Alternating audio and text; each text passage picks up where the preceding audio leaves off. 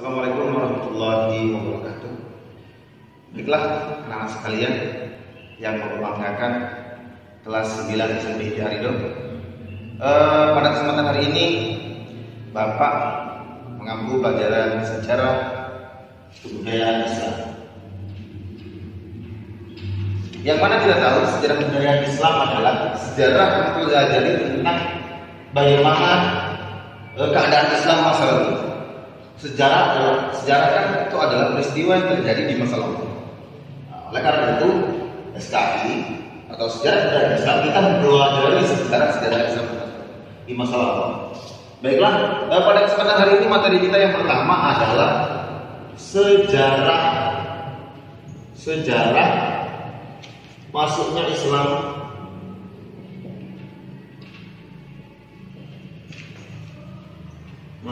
Islam di Nusantara.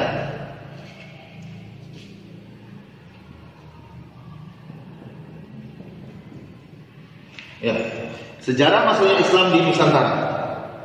Di mana kita tahu Indonesia atau negara tercinta kita ini sebelum dikenal dengan sebutan Indonesia itu disebut Nusantara. Kenapa disebut Nusantara? Kita harus tahu sejarahnya. Disebut Nusantara karena Indonesia terdiri dari berpulau-pulau atau negara kepulauan. Oleh karena itu Indonesia disebut sebagai Nusantara ketika itu sebelum merdeka menjadi nama Indonesia. Disebut Nusantara karena Indonesia ketika zaman dahulu sebelum merdeka terdiri dari negara pulau. Oleh karena itu disebutlah Nusantara. Ya, jadi lebih mudahnya kita belajar tentang bagaimana sejarah masuknya Islam di Indonesia. Baiklah, dapat kita ketahui masuknya Islam di Indonesia itu salah satunya dilalui oleh proses perdagangan.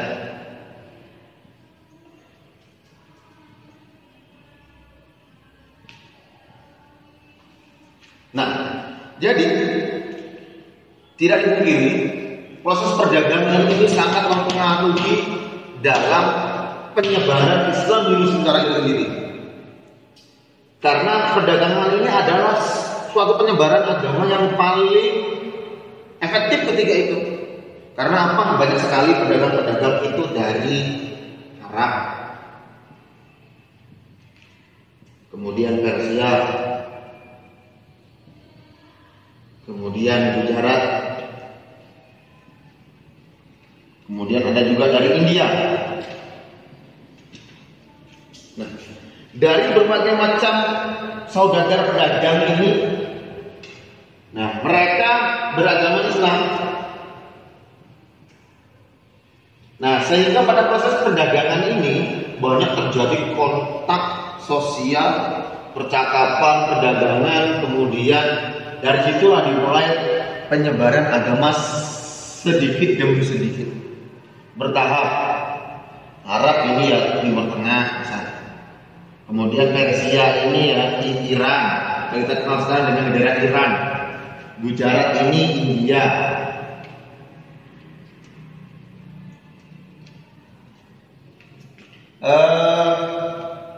Ini adalah salah satu cara terjadinya proses penyebaran Islam di Nusantara ketika itu. Ini salah satu pertamanya melalui proses perdagangan. Kemudian yang kedua ada proses sosial. Sosial. Jadi setelah adanya perdagangan mereka kan akan selalu ngobrol, akan selalu bercakap-cakap melalui tentang perdagangan karena mereka ini orang bangsa Arab, bangsa Persia. Khususnya bangsa Arab ini sudah mahir berdagang sejak zaman Rasulullah SAW. Sebelum daripada itu mereka juga sudah mahir dalam berdagang.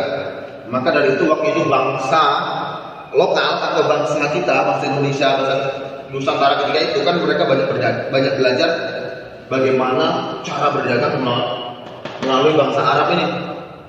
Kenapa kok bangsa Arab bisa sampai Nusantara? Wah, itu karena saking hebatnya orang Arab. Mereka berlayar dari Arab, kemudian sampai ke pesisir negara, sampai ke pesisir Nusantara gitu. Mana-mana saja yang digapai oleh bangsa Arab, Persia, Gujarat itu. Ketika itu yang pertama disampai adalah pesisir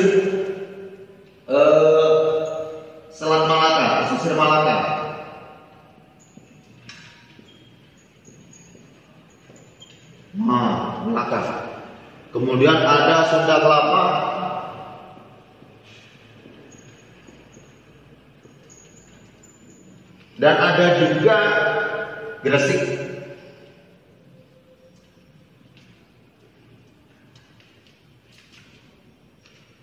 Dan ada juga yang menyebutkan Samudra Pasai.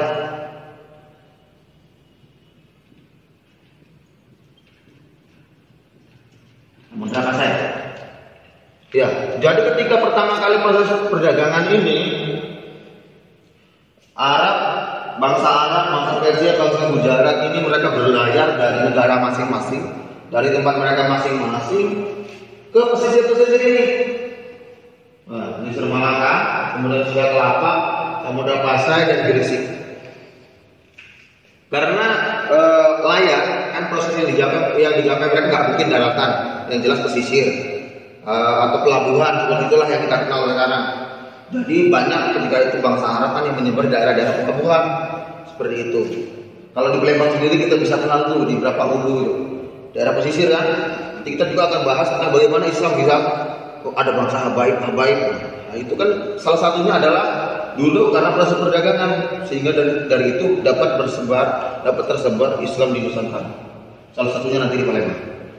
Ya, jadi proses melalui perdagangan ini adalah proses yang sangat ideal dalam penyebaran agama di Nusantara. Karena proses ini proses yang paling mudah diterima, paling mudah untuk disebarkan ketika itu melalui proses perdagangan. Karena orang Arab, orang Persia, orang Gujarat itu mahir dalam berdagang. Orang Indonesia banyak belajar. Kemudian dari belajar itu mereka tertarik untuk mempelajari agama Islam itu sendiri. Seperti itu. Pada abad berapa mereka masuk ke Nusantara? Sekarang abad berapa? Sekarang abad ke-21 kan. Mereka masuk itu pada abad ke-7 Masehi. Pada abad ke-7. Abad ke-7 ya.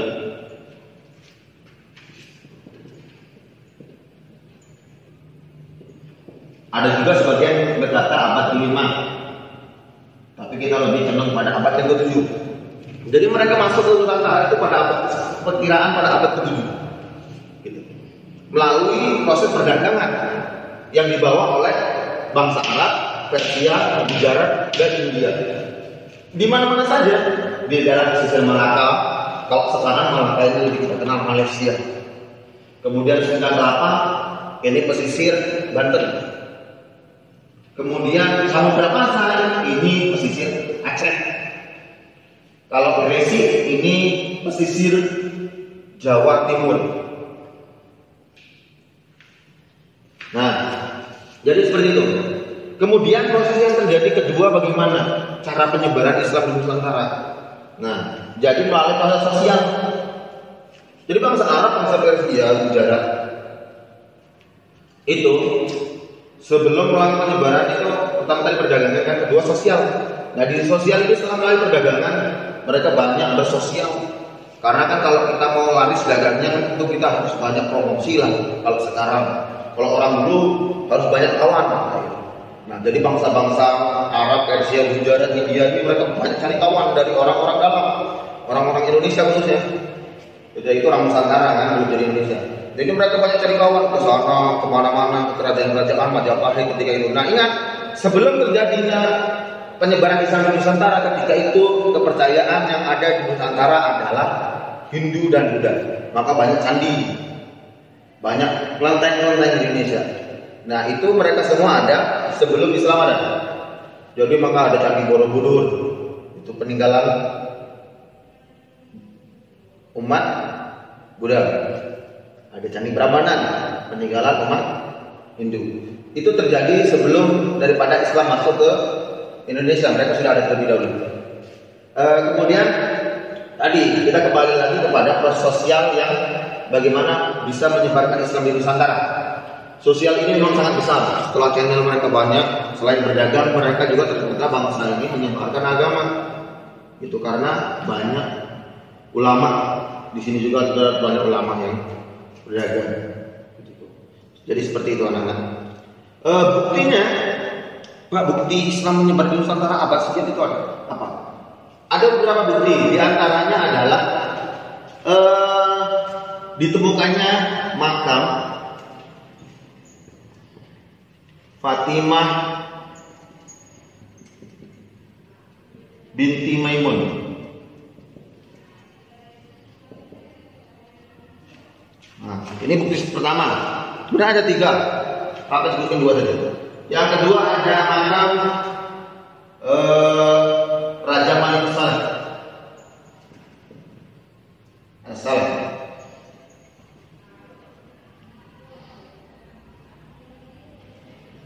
Yang ada di Aceh.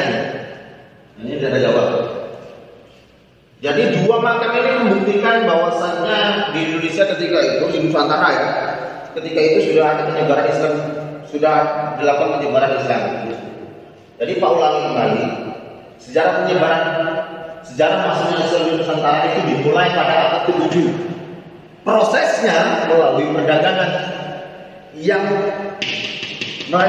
berdagang itu bangsa Arab, Persia, Gujarat, dan juga di sini ada Cina ya, Cina. Nah, seperti itu. Ini cara pertama melalui perdagangan, kemudian yang kedua melalui proses sosial. Di mana saja lokasinya, di Pesisir Malaka, Sunda Kelapa, Samudra Pasai, Gresik, dan lain sebagainya sebenarnya. Kemudian bukti daripada penyebaran itu sendiri di situ ada ditemukan oleh sejarawan, ada makam umat Islam yang bernama Fatimah binti Maimun. Kemudian ada makam Raja Aceh ketika itu Samudra Pasai, Raja Samudra Pasai yaitu Raja Malik Asgar. Jadi itu saja anak-anak, mungkin sekilas tentang bagaimana sejarah masuknya Islam di Nusantara. Nanti juga akan kita bahas selanjutnya lebih dalam pada pertemuan yang akan datang. Kurang lebihnya Bapak mohon maaf yang sebesar-besarnya kepada anak-anak dan mohon kepada Allah mohon ampun. Bapak tutup billahi taufiq wal hidayah. Assalamualaikum warahmatullahi wabarakatuh.